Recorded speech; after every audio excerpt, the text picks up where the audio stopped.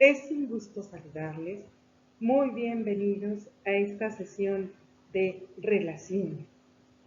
Es un tema que expongo a continuación con la finalidad de dar seguimiento al crecimiento humano espiritual, en donde hay quienes se interesan por realizar secuencialmente este proceso de temas.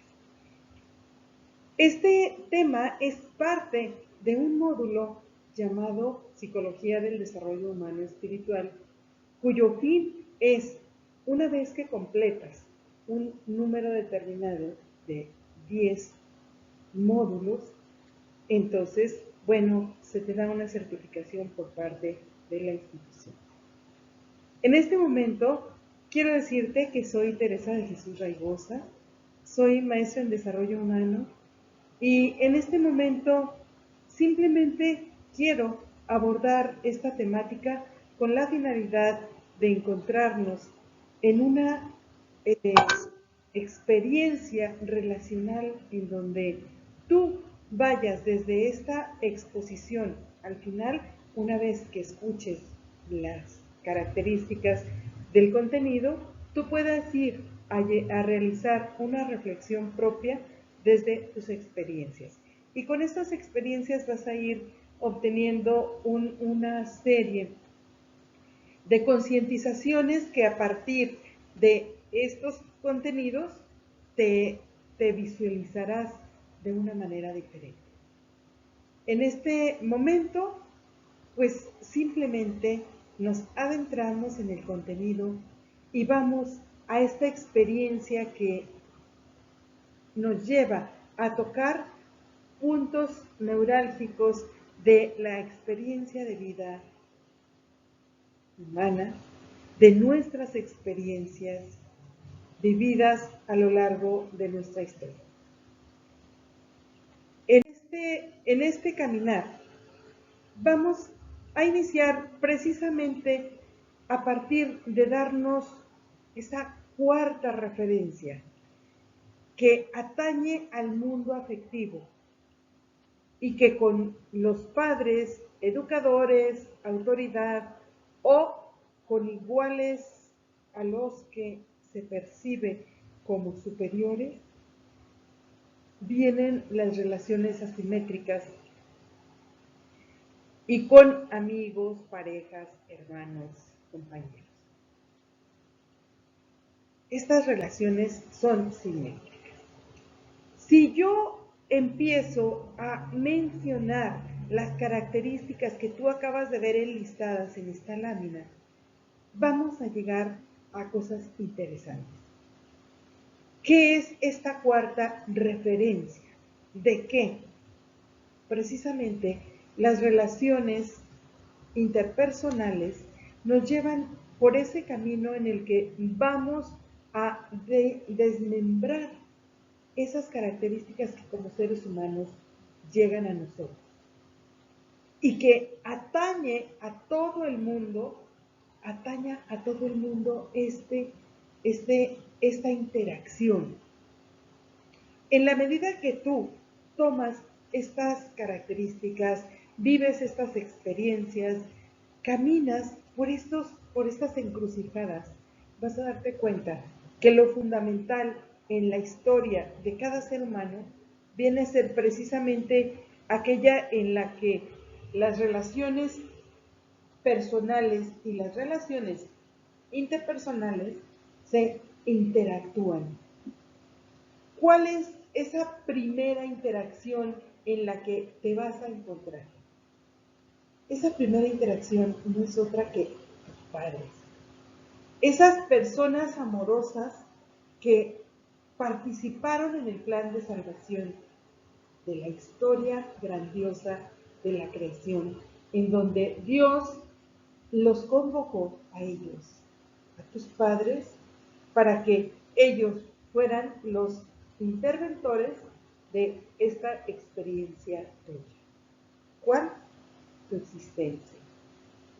Y una vez que llegaste a tu familia, a tus padres, que fuiste el regalo grandioso de vida que ellos recibieron, ellos también te ofrecieron otras propuestas y fuiste a la escuela. Y viene esa segunda parte interactiva donde tus maestros, tus primeros educadores, empiezan a poner en ti el conocimiento.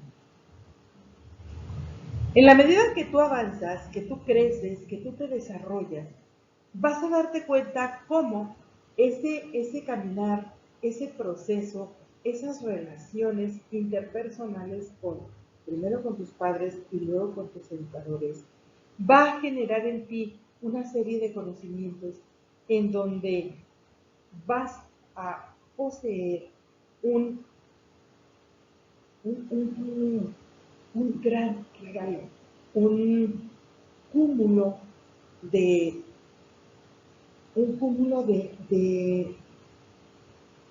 tesoros que vienen a partir de ese interactuar. Te vas a encontrar por la vida con muchas personas hurañas que preferirían vivir ausentes de la sociedad. ¿Por qué tener amigos? ¿Por qué relacionarme? ¿Por qué ir a ser cumplidos? ¿Por qué llegar con determinadas personas? Porque somos seres humanos. Y sabes que, como seres humanos, una de las características importantes es que distingas que esa cercanía, esa interacción con los demás seres humanos, precisamente te va a permitir el desarrollo de otras facultades y de otras capacidades que como persona tienes dentro de ti. Yo sé que este video no lo están viendo niños de 5 ni de 10 años, ni jovencitas de 15. Sé que este video lo están observando personas adultas que tienen la intención de descubrir qué sucede cuando ha pasado toda una historia, todo un proceso, y entonces a partir de mis 25, de mis 30, de mis 50, de mis 80 años, ¿qué sucedió con las relaciones con las que yo aprendí a dar y recibir? ¿Qué sucedió? ¿Cómo las aprendí? Habrá personas que se encuentren con un impacto bastante fuerte o quizá doloroso, en donde en ese reconocimiento de esas relaciones vengan frustraciones, vengan heridas, vengan momentos en los que se encontraron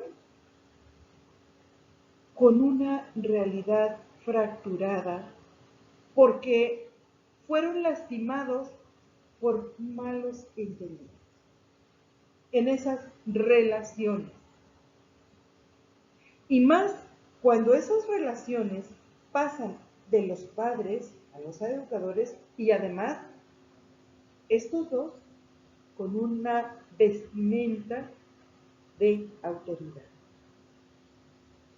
Puede que encuentres algunas características en donde tus padres y tus educadores pudieron generar en tu experiencia, en tu caminar, en tu proceso, en tu desarrollo como persona,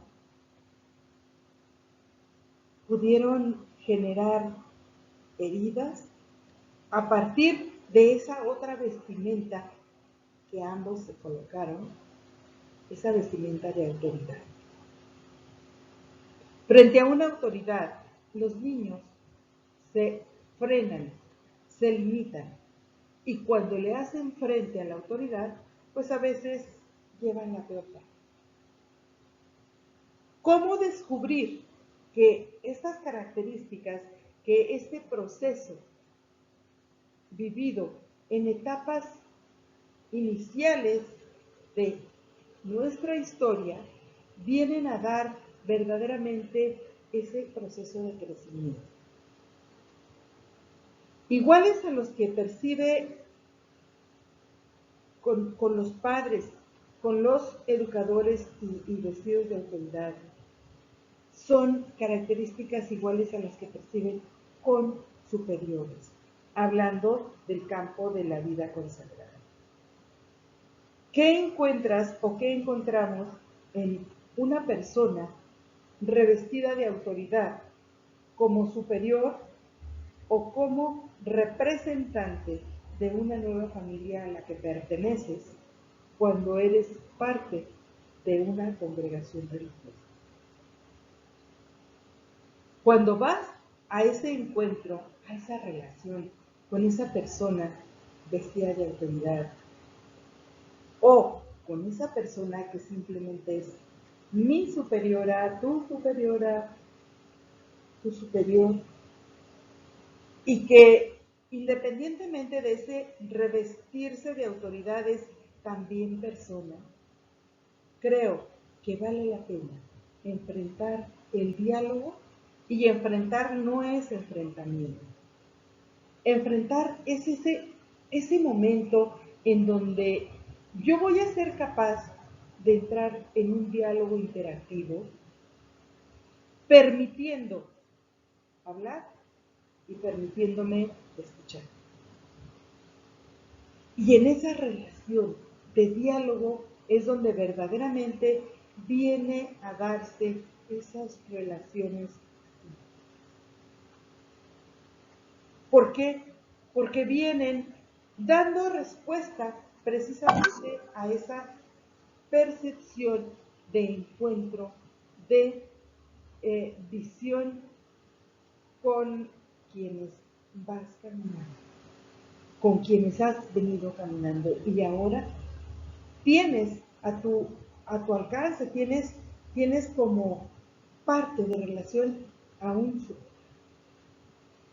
Te hablo de vida religiosa, pero también es un superior, aquella persona que en un área de trabajo, si no eres parte de vida consagrada, en un área de trabajo es tu supervisor, es tu jefe inmediato, es tu autoridad inmediata, y que a través de esa autoridad llegas a acuerdos importantes.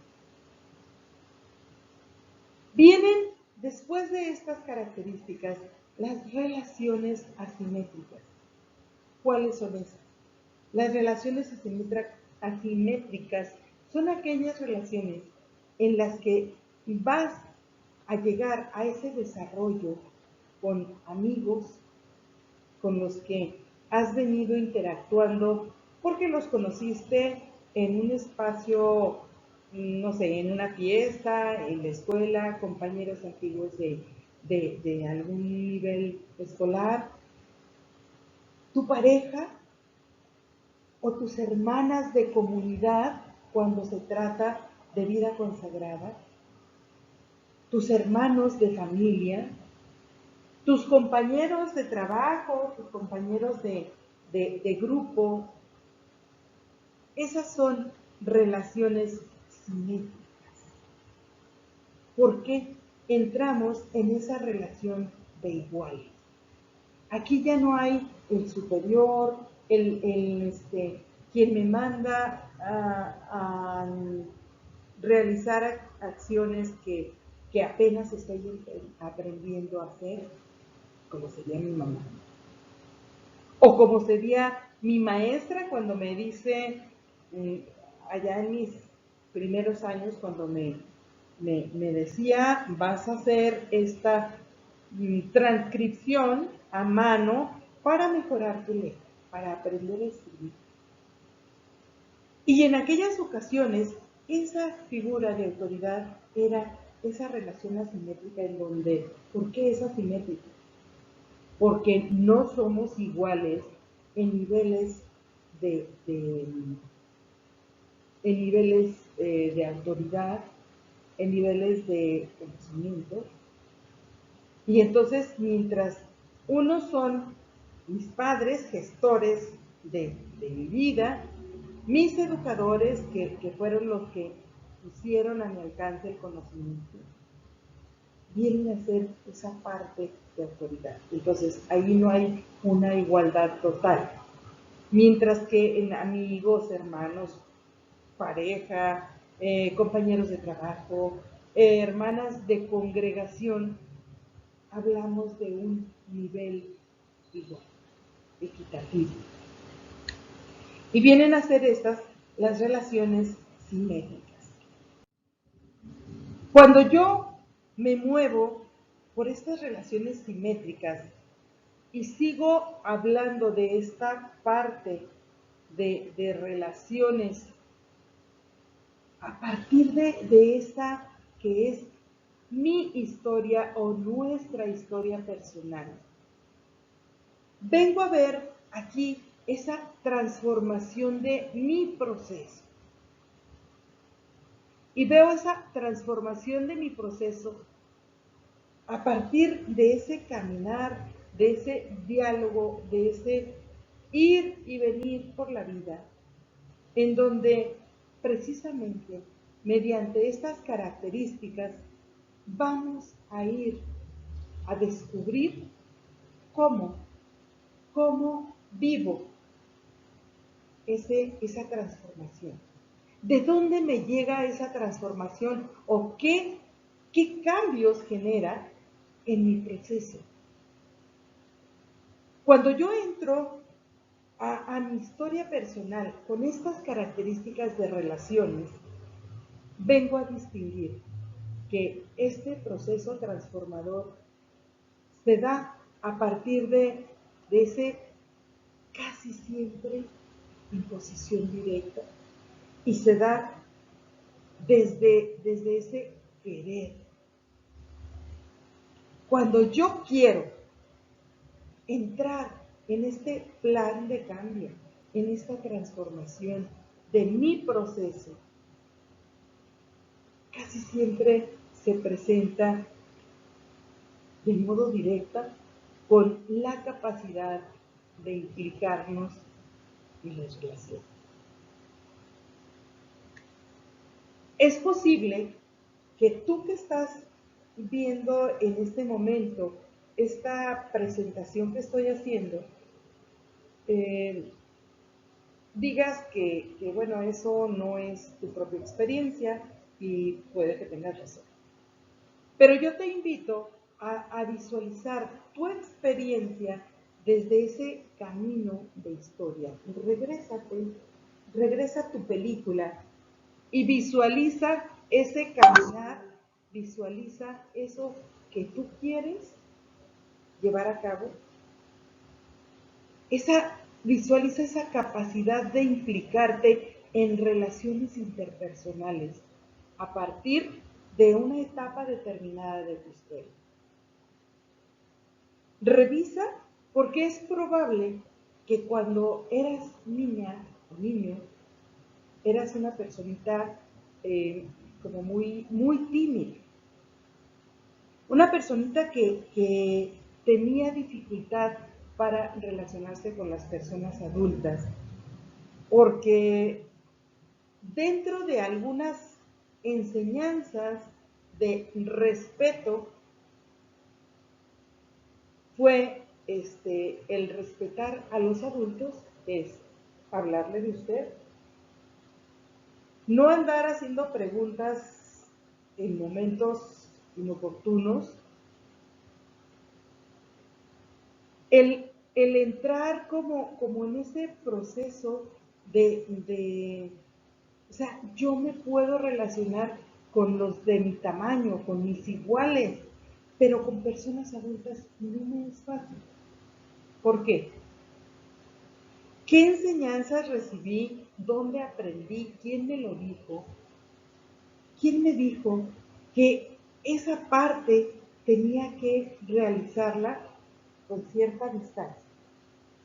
No vengo, no voy porque aquella persona es una persona mayor y entonces a veces lo que yo pueda decir le puedo faltar al respeto. Y yo aprendí que el respeto es uno de los valores importantes en las relaciones con las personas mayores. Pero ahora que soy mayor, ¿cuál es mi criterio para relacionarme? ¿Cuál es la claridad que puedo descubrir en el momento en el que ahora ya no es cuestión de que si yo le dirijo la palabra a una persona mayor, le pueda faltar al respeto? Al respeto le podemos faltar a cualquier persona y en cualquier momento. ¿Por qué? Porque muchas veces tenemos actitudes inesperadas, expresiones imprevistas y que a veces las lanzamos al aire como lanzar una moneda y entonces viene ese momento en el que dije lo que no quería. Y entonces, como dije lo que no quería, entro en esa angustia, aquel aprendizaje de falta el respeto. Qué pena, ¿dónde me meto? Que no quepo en ningún lugar. Pero ¿qué es lo que pasa? ¿Qué es lo que pasa con esas relaciones? Pasa que esa capacidad de implicarnos en las relaciones y de elaborar de ellas una experiencia desencadenada,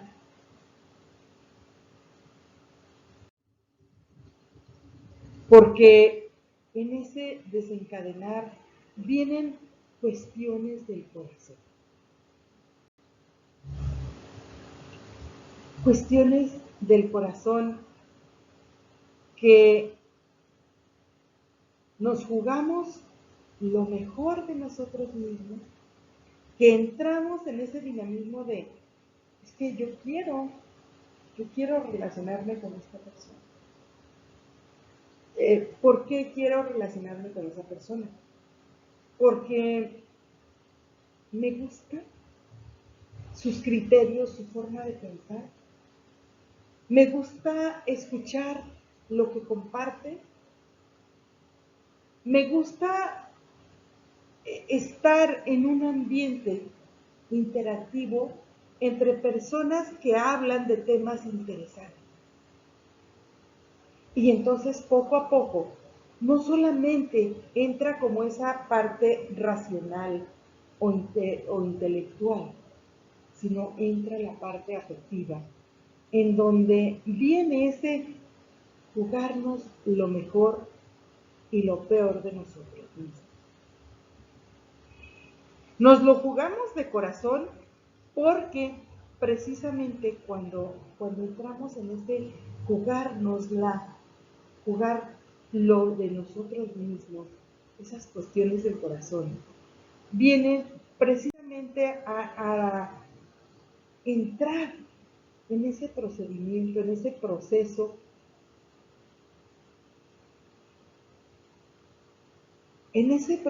de nuestra historia afectiva, precisamente porque me la juego de corazón, y viene enseguida esa historia afectiva con la que, esa historia con la que estoy marcado, con la que estamos marcados. Y estamos marcados porque en la medida que crecemos, en la medida que nos relacionamos, en la medida que estamos listas para encontrarnos en un ambiente social, en ese estamos marcados porque no estamos determinados por esa etapa de infancia. Estamos marcados, pero no determinados. Entonces, en nuestra historia afectiva vamos a ir vislumbrando todas aquellas características, bueno, si no todas, es que me regreso, no todas, porque sería como querer abarcar la totalidad de nuestra historia y no nos la sabemos de memoria con puntos y comas. No nos la sabemos, ¿por qué? Porque nuestro interior, nuestra parte afectiva, emocional, va guardando, va reservando todas esas características de historia, de relación, de afecto, de responsabilidad, de, de crecimiento, de desarrollo, y va guardándolas.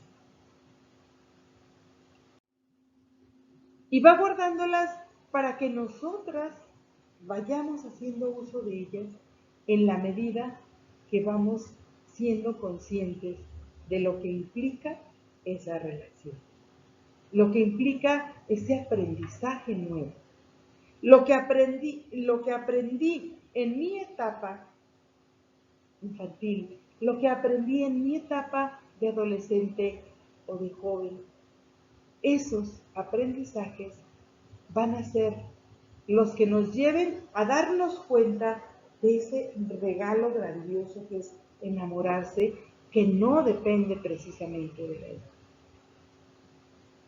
Hablando de las etapas del desarrollo humano, como las menciona Erikson, vamos a darnos cuenta cómo en esas etapas del desarrollo humano viene la etapa prenatal, la infantil, la de la escolar, la del juego, la adolescente, y viene la etapa del galanteo, de la etapa de, pues en sí, que la incluye también la adolescencia, que es de los 12 a los 18 años. Y viene esa etapa de galanteo en donde a veces en la primera quedas enamorada, quedas aprisionada por esas relaciones, en donde ese enamoramiento te abarca, te presiona, te limita, te exclusiviza. Y entonces, como no depende de la edad, depende de todo ese movimiento psicoemocional que el ser humano tiene. Y entonces es el momento en el que también vamos a depender de esa edad, va a depender del significado. Ese enamorarse no depende de la edad, pero también depende de la edad. ¿Cómo? ¿Sí depende o no depende? Sí. No depende de la edad porque no necesito tener X número de años para enamorarme. Pero sí depende de la edad porque no es lo mismo el enamoramiento de un niño de kinder que se enamora de su maestra y es también algo afectivo, también es algo psicoemocional, pero no es. Distingues el tipo de enamoramiento al que se llega, que cuando tienes 15 o 18 años, tienes un enamoramiento propio de esa edad y ahí sí dependería de la edad. ¿Por qué? Porque en esa edad es el momento en que empiezas a visualizar el mundo, a visualizar tus realidades, a visualizar aquella vocación personal, de lo que harás a futuro con tu vida, con tus experiencias, en tu caminar. ¿Qué harás? Ese hacer va a ser precisamente ese, sí depender de la edad, pero sobre todo depender de esa edad, el significado de dicho enamoramiento. ¿Qué pasa cuando dos personas de la tercera edad, y tercera edad no hablo de 50 o 60 años, hablo tercera edad de entre 80 y 90 años? ¿Por qué te menciono esto? Porque me ha tocado conocer enamoramientos de ancianos que viven en una casa hogar para ancianos. Y no son precisamente características de una relación es que ellos son pareja y son los papás de tal persona y los trajeron aquí por mantenerlos con mejores cuidados. No se trata de eso, se trata de personas que allí, en esa casa hogar para ancianos, se encontraron, empezaron a conocerse y desde esas características humano, sensitivas, psicoemocionales, psicoafectivas, es que hicieron clic. Y allí es esa otra etapa, esa etapa de no depende de la edad.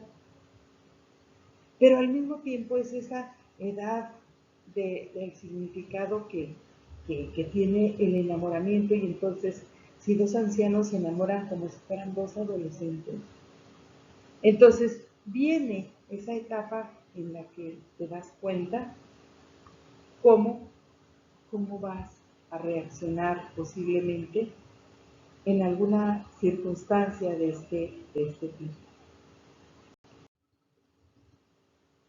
Y entonces, cuando tú entras en esa dimensión del enamoramiento, en esa dimensión de algo objetivo u objetivable, ¿qué podría ser lo objetivable en esta dimensión de relaciones, de etapas, de edades? ¿Qué podría ser? La parte objetiva es lo que ocurrió en cada caso. ¿Cuáles casos? En encuentros, en momentos de gozo, en donde para mí fue algo impactante encontrarme con personas con las que tuve un aprendizaje, compartí una experiencia o muchas experiencias, y viene ese encuentro. O también puede ser que sea un encuentro en donde no tengo nada que ver con la persona y la veo como cualquier persona que saludo con la naturalidad de un buenas tardes, un buenos días, un buenas noches, como a cualquier otra persona. ¿Por qué? Porque aquí en México se saluda. Hay países donde no se saluda porque se tiene la idea de que saludar pareciera que la persona que saluda está necesitada de afecto o de que la reconozcan o de que le den algún reconocimiento. Aquí en México el saludo es algo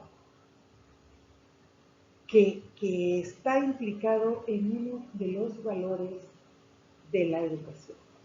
Saludar. Y entonces, en ese saludo, en ese encuentro, vienen esas características de casos objetivos, en donde nos manejamos con ese proceso, ese camino, ese darnos cuenta que son encuentros, que son gozos, que son incluso en algunas ocasiones rupturas. ¿Qué pasa cuando una pareja de novios, después de un año o 2 años o más, uno de los dos descubre motivos por los que ya no es conveniente continuar su relación de noviazgo? ¿Qué sucede? En primer lugar, algo que sucede es el impacto en la otra parte. Si ambos están con una visión en donde en su relación, con lo que se conocen, con lo que se han compartido, los dos tienen una mirada hacia el mismo horizonte, quizá no haya dificultad. Pero en este caso pudiera tratarse de uno de los dos ve que ya no le es del todo conveniente la relación con la otra persona, ella o él. Y entonces, como ve que ya no le es conveniente, busca la manera de encontrar esa ruptura y de decirle, a ver, creo que ya no es conveniente continuar esta relación. ¿Por qué nos está afectando? Porque no me gusta, porque descubrí que quiero otra cosa, porque hay muchos motivos para romper esas relaciones. Y entonces, en esas relaciones rotas, cuando es una ruptura en común acuerdo, pues es una ruptura donde simplemente se acaba como cierto convenio, donde se acaba como esa parte en la que pues ya no tenemos nada que compartir. Y entonces vamos a darle seguimiento.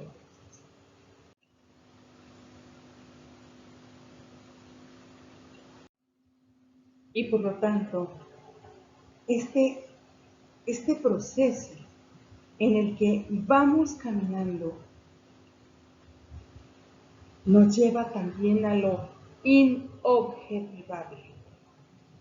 Y ya hemos conocido en otro de estos temas cómo lo inobjetivable viene a ser precisamente aquella otra parte que visualizamos de, de esa parte discernible, real, que viene a ser como también lo esencial dentro de nuestro caminar, dentro de nuestro crecimiento, de nuestro proceso. ¿Por qué vemos como lo inobjetivable, como esa parte discernible? ¿Por qué? Porque saliste de ti mismo y entonces, si es ese salir de ti mismo, es darte cuenta cómo vienes a descubrir que la vida consiste en amar. ¿Te das cuenta por qué en la lámina anterior lo que veíamos, parte de estas relaciones y hablábamos del enamoramiento, cómo no depende de la edad y sí depende de la edad? ¿Cómo descubrir que sale de ti mismo todo ese impacto de descubrir esa vida que consiste en amar? Y cuando hablas de amar, no solamente hablas de pintar corazoncitos y mandar recaditos y mandar mensajes y quedarte con los ojos en blanco. No solo eso. Viene esa otra parte grandiosa del amor, que no es ese enamoramiento pasajero, sino ese amor que se viene a incrustar en lo profundo del alma, pero que toda la vida es poca para aprender a amar. Para aprender a amar desde ese instinto relacional, desde ese instinto espiritual, en donde tocar el amor en esa vivencia viene a descubrirte también ese proceso en el que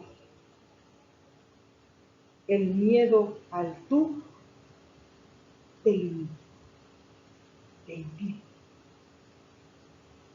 Y ese impedimento, cuando tú temes a la otra parte, rompe las relaciones. En la lámina anterior hablábamos de posibles rupturas, pero hablábamos de lo objetivo.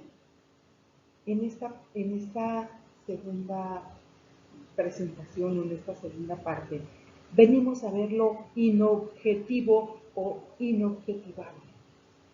Y eso sabemos que viene desde los sentimientos, desde la parte psicoemocional, psicoafectiva, en donde si tú descubres que ese amar viene desde el torrente profundo de tu ser, pero que toda la vida te va a ser insuficiente, los años que vivas te van a ser insuficientes para aprender a amar intensamente, como significa amar. Y entonces es posible que el miedo al tú te limite, te limite. Porque el miedo al tú viene cuando yo temo que aquella otra parte me impida, me limite, me señale, me confronte situaciones que para mí están y no tienes condición. Y entonces, ¿qué es lo que puede llevarme a mejorar?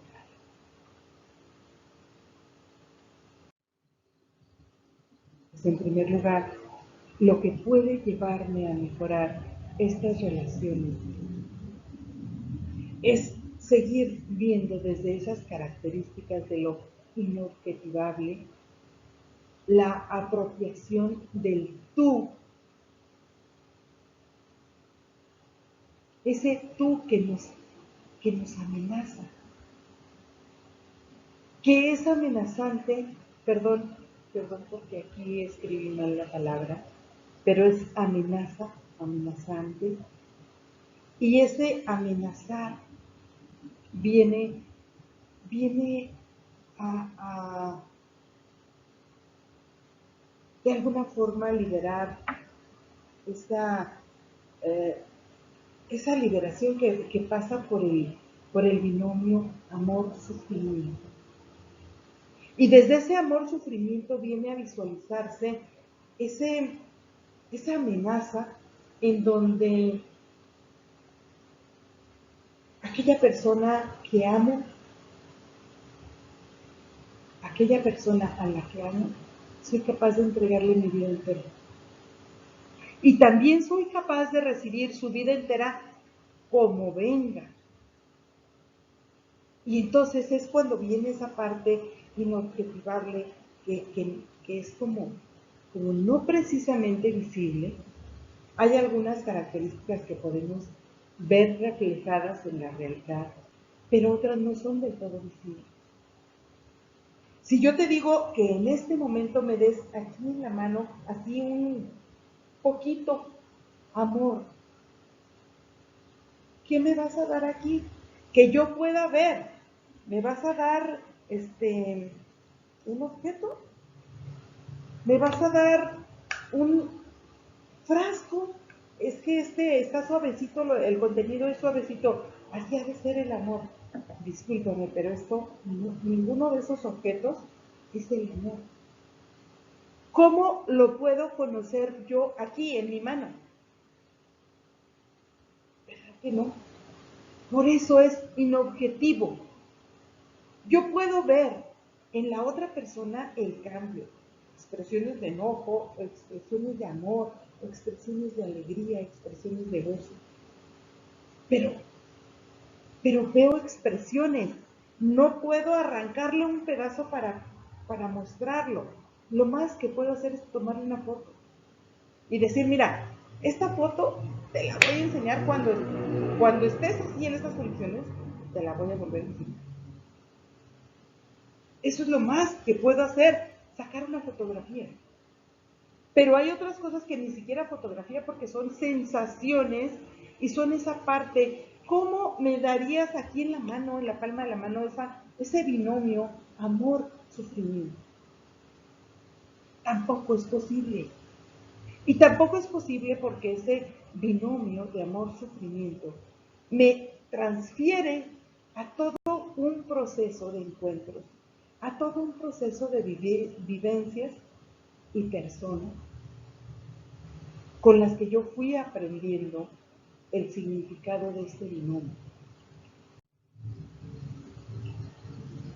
¿Cómo entonces estas relaciones pueden seguirse transformando y cómo pueden distinguir que la afectividad nos deja indefensos? ¿Por qué? ¿Por qué la afectividad nos deja indefensos? Porque propicia la confianza. Propicia la confianza cuando amo, cuando doy, cuando recibo también. Y recibo en esa expresión de amor. Y no necesariamente me quiero referir al amor de pareja, sino a ese amor incondicional entre personas. Y por ello, por eso, porque nos deja indefensos, por eso propicia la confianza que en el corazón humano se muestra nuestra grandeza íntima. ¿Cómo cómo se llega a manifestar esa grandeza y esa miseria. Se manifiesta cuando es torpe y egoísta como está hecho. Muy a pesar de esas características que mencionamos, estamos hechos para Dios. Y Dios es el único ser eterno, incondicional, amoroso, que siempre y por siempre nos va a amar independientemente de nuestro comportamiento, de nuestra forma de ser, de nuestros criterios, de nuestros enojos, independientemente de lo que seas, Dios te va a amar. Es el único que no te va a poner peros, que no te va a poner límites para amarte. Él te ama.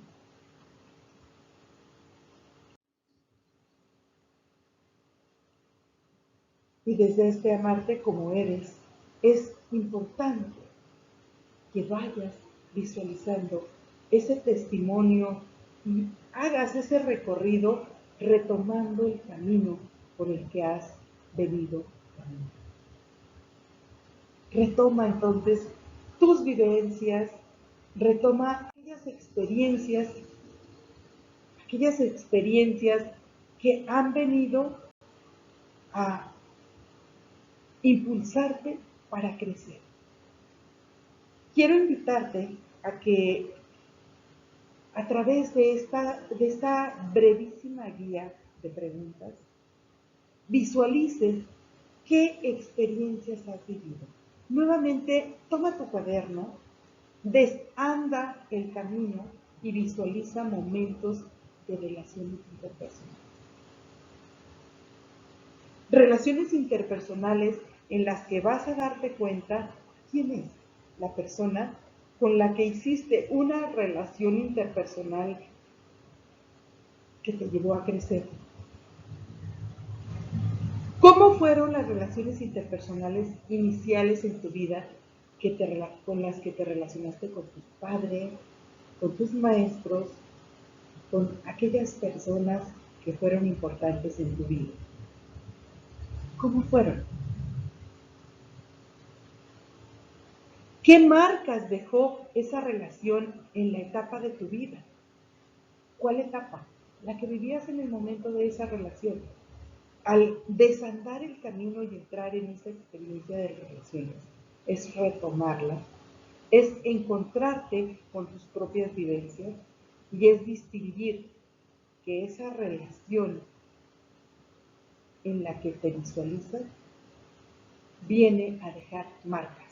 Y las marcas pueden ser muy bellas, pueden ser inolvidables, pueden ser momentos cómodos o pueden ser heridas profundas que hay que curar. De ser así, no te detengas, toca. Otra característica que te invito a visualizar es tu historia personal en tu proceso de transformación.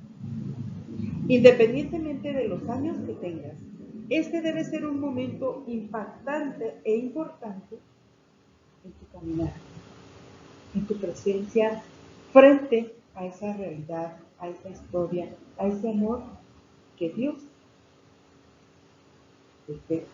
te marca y Dios te ha dado. Y por último, visualizar qué percibes como una necesidad complementaria para poder experienciar una verdadera transformación. Vas en ese proceso, llevas elementos de transformación desde estas vivencias, desde estas relaciones. Descubre y date cuenta cómo en este proceso vas a seguir caminando y vas a seguir creciendo. Te dejo para que en ese ambiente de intimidad, ese ambiente personal, incluso ese ambiente de oración, recorras esa historia de salvación que es tu historia, tus vivencias, tus realidades. visualízalas, tócalas, tómalas, anótalas y date cuenta cómo es ese proceso que tú quieres vivir para crecer verdaderamente. Nos vemos en el próximo video, en el próximo tema. Hasta el siguiente.